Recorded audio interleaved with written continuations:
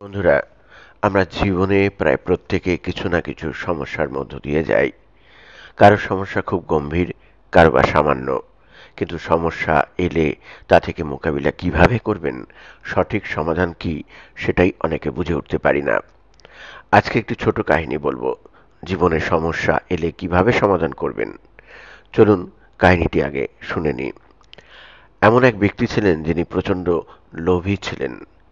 লোভী ব্যক্তিটি মনে করত এমন কিছু করতে হবে যাতে খুব শর্টকাটে অল্প সময় বড় কিছু হাসিল করা যায়। এই চিন্তা থেকে সে ভাবে, যদি আমি জাদুবিদ্যা শিখে নিতে পারি তাহলে আমার অনেক সমস্যার সমাধান করতে পারবো। যেমন ভাবনা তেমন কাজ। তারই এক বন্ধু তাকে বলে, দূরে ঘন জঙ্গলের মধ্যে এক জাদুকর থাকে। তুমি যাও তার কাছে, জাদু শিখে এসো, আর তুমি যা চাইবে তাই পেতে পারবে।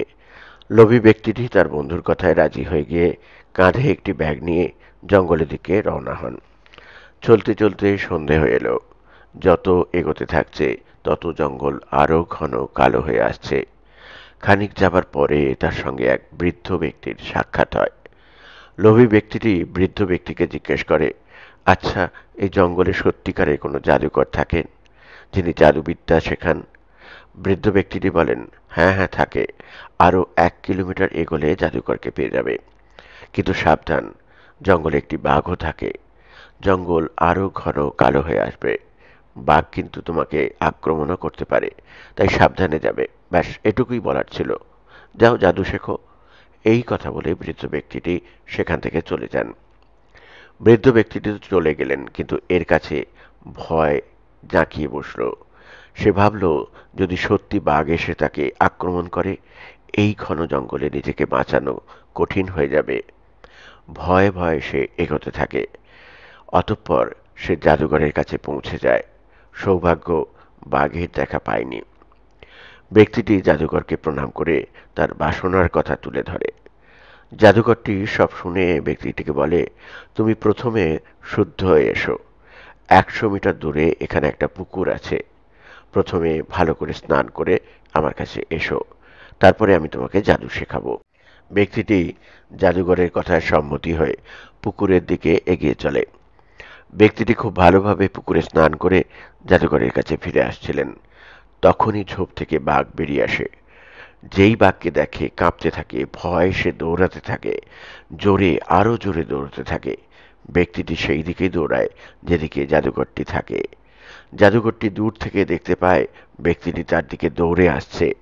বুঝতে পারে জাদুঘর বাঘ তাকে তাড়া করেছে।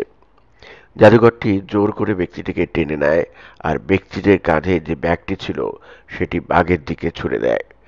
বাঘ সেই ব্যাগ থেকে মাংস বের করে খেতে থাকে। সব মাংস খেয়ে বাঘ সেখান থেকে চলে যায়। জাদুঘর বলেন, এই মাংস তুমি কার জন্য এনেছিলে? ব্যক্তিটি বলেন, আপনার জন্য। আমি জানতে পারি যে মাংস আপনার খুব প্রিয়, তাই এই মাংস আপনার জন্যই ব্যাগে করে নিয়ে এসেছিলাম। জাদুঘর খানিক মৃদু হেসে বলেন, বাঘ তোমার পেছনে দৌড়ায়নি, তোমার কাঁধে থাকা ব্যাগটির ভেতরের মাংসটার জন্য দৌড়াচ্ছিল। সে গন্ধ পেয়েছিল ওই মাংসর।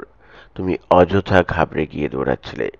ব্যাগটা সামনে ফেলে দিলে বাঘ মাংস খেয়ে চলে যেত। তোমাকে আর তাড়াও করতো না। জোর করে তুমি পরেশান হচ্ছিলে। যাকে চলো তোমাকে জাদু শেখাই। ব্যক্তিটি বলেন, না, আর জাদু শিখবো না। যা শেখার আমি শিখে নিয়েছি। প্রণাম, নমস্কার বলে সেখান থেকে বিদায় নিল ব্যক্তিটি। আর যখন ফিরছিল তখন ভাবছিল, জাদুঘরটি কথায় কথায় জীবনের জাদুই আমাকে শিখিয়ে দিল। ওই জাদুটা কি ছিল জানেন?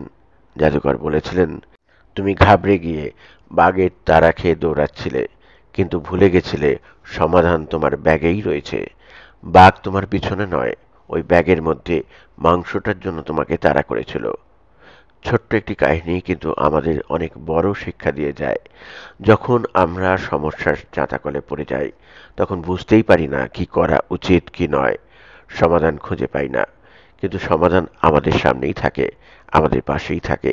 কিন্তু আমরা ঘাবড়ে গিয়ে ভয়ে, টেনশনে, প্রচণ্ড মানসিক চাপে শুধুমাত্র সমস্যাটাকেই ভাবতে থাকি, সমাধানের কথা ভাবতে পারি না।